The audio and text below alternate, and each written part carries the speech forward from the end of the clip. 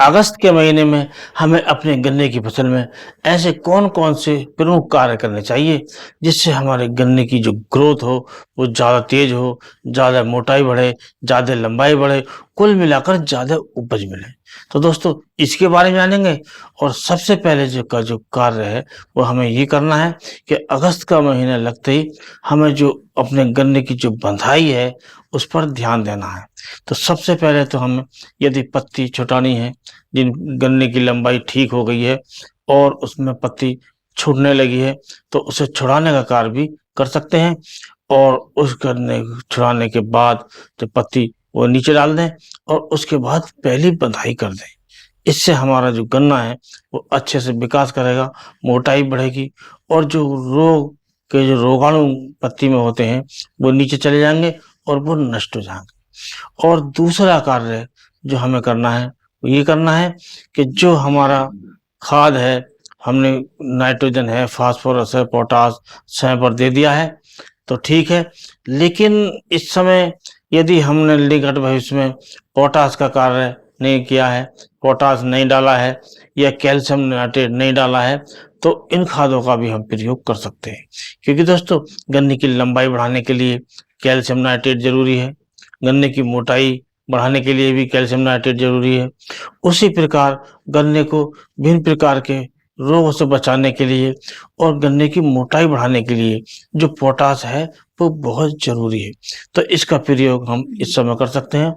और दोस्तों तीसरा जो प्रमुख कार्य है, वो ये है, यदि आपके खेत में कहीं पीलापन दिखाई देता है, तो उसे देखें, वो पीली दिखाई देती है या उसमें छिद्र दिखाई देते हैं। अर्थात कहने का मतलब ये है कि उसमें आप देखें कहीं पोका-वोइंग तो नहीं है। क्योंकि दोस्तों बरसात चालू हो रही है और चल रही है, तो पोका-वोइंग भी आपके खेत में हो सकता है। उसे देखिएगा, स्पष्ट तौर पर वो दिखाई देगी।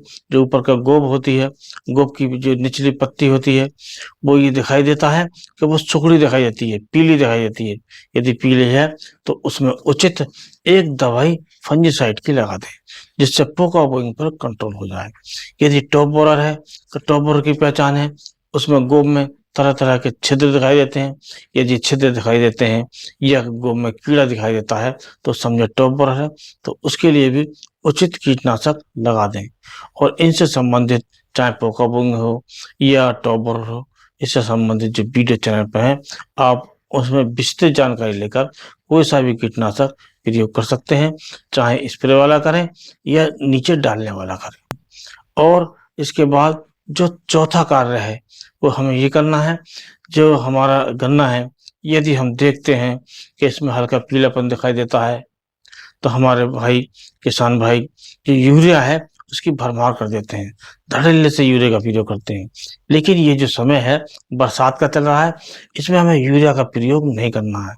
यदि ज़्यादा आवश्यकता हो, तो हम यूरिया का प्रयोग करें, तो बहुत कम मात्रा में कर सकते हैं। यानी कि 25 से 30 किलोग्राम प्रति एकड़ के हिसाब से ज़्यादा हम प्रयोग न करें, बल्कि कोशिश ये करें, हम यूरिया की जगह जो कैल्शियम नाइट्रेट होता है, उससे नाइट्रोजन की पूर्ति करें।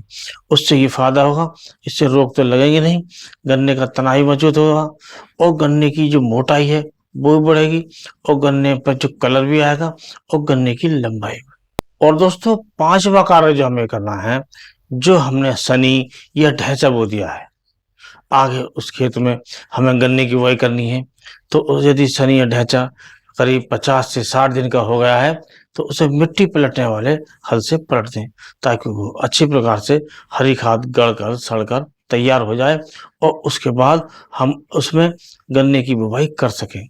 और दोस्तों छठा कार्य है, वो ये करना है कि जो हम गन्ने की बुवाई करेंगे सितंबर में या अक्टूबर में, उस खेत की तैयारी के बारे में भी हमें ध्यान रखना है। इसके साथ-साथ जो बीज का कार्य है, अर्थात बीज की जो व्यवस्था करनी है, हमें कहीं से बीज लेना है, कहीं दूर से लाना है, नई कोई वैरायटी लानी है, तो उसकी व्यवस्था हम अभी से कर लें। क्योंकि दोस्तों समय पर ऐसा होता है कि उस समय बीज जो हम बोना चाहते हैं, नहीं मिल पाता है या मिलता है तो ऊँचे रेट पर मिलता है। तो इससे पहले ही हम बीज की व्यवस्था कर लें और पेशगी देकर बीज तय कर दें कि हमें इतना बीज चाहिए और इस रेट में हमारा हो जाएगा, तो उससे काफ़ी फ़ायदा है। और दोस्तों 7वां कार्य जो हमें करना है गन्ने की फसल में, जो अगस्त का महीना चल रहा है, तो अगस्त के महीने में जो हम अपने गन्ने में इस प्रकार भी ध्यान रखें।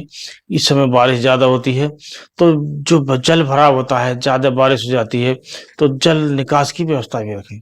जो ज़्यादा फालतू पानी होता है उसे बाहर निकालने की व्यवस्था रखें, तो हमारा गन्ना है वो ज़्यादा विकास करेगा और उसमें रोग भी नहीं आ पाएंगे। क्योंकि दोस्तों, जब पानी का भराव होता है, पानी का ठहराव होता है, तो उससे ज़्यादा रोग आते हैं। यदि हम इसी प्रकार अगस्त के महीने में गन्ने में विभिन्न प्रकार के कार्य करते रहे, सब बातों पर ध्यान दिया, तो हमें विगत वर्षों की भांति इस वर्ष जो गन्ने की उपज मिलेगी वो ज़्यादा मिलेगी। कुल मिलाकर जो हमारा शुद्ध मुनाफा होगा वो ज़्यादा मिलेगा। यदि आज की वीडियो की जानकारी पसंद आई हो तो वीडियो को लाइक कीजिए, दोस्तों में शेयर कीजिए और चैनल को सब्सक्राइब करके अवश्य जाइएगा। इसके साथ इस वीडियो करते हैं समाप्त। अगले वीडियो में नए टॉपिक के साथ फिर मिलते हैं। तब तक के लिए नमस्कार।